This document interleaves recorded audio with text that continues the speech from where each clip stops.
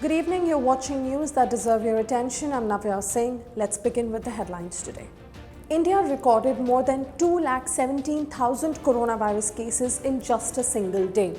The number is worrying, especially at a time when states are grappling with a shortage of hospital beds, oxygen, medicines, and vaccine doses.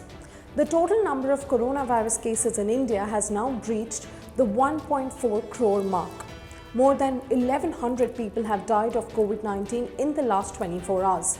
This is the second straight day that the country is reporting more than 2 lakh cases and the sixth straight day of over 1.5 lakh daily cases.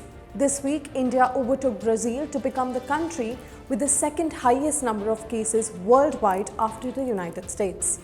As hundreds of patients gasp for breath due to a shortage of medical oxygen at hospitals across states, the government has come up with a plan under which the PM CARES Fund would be used to set up medical oxygen manufacturing units at 100 hospitals so that they become self-reliant. Medical oxygen is a very critical component in the treatment of those infected with COVID-19, and its shortage in parts of the country has raised concerns. As coronavirus cases rise across the country, there has been increasing demand for medical oxygen, especially from the 12 states that have been worst affected by the virus. The health minister has said that there is actually no shortage of medical oxygen in the country at present, and that the crisis is a lack of availability at locations where it is needed the most. Kumbh Mela 2021, a religious event in Haridwar, has now turned into a super spreader after at least 30 sadhus who attended the event tested positive for COVID-19. Serious coronavirus patients are being sent to AIIMS in Rishikesh, while others who are from Haridwar have been sent for home quarantine. Meanwhile, Niranjani Akhada on Thursday announced that it has decided to exit the Kumbh Mela due to deteriorating COVID situation in Uttarakhand. Anand Akhada has also announced to opt out of the Kumbh Mela from April 17th.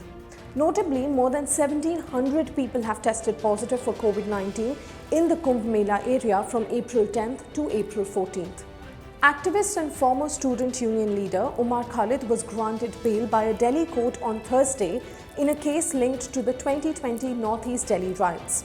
However, he will remain in jail due to charges under the Stringent Unlawful Activities Prevention Act, or the UAPA, in another case related to the Delhi violence. The court said that Khalid cannot be permitted to remain behind bars on the basis of such a sketchy material against him.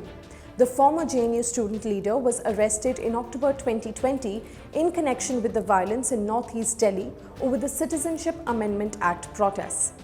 The News Broadcasting Standards Authority has asked Hindi news channel Aaj Tak to air an apology on 23rd of April at 8 p.m. for its misreporting in connection with the death of Bollywood actor Sushant Singh Rajput.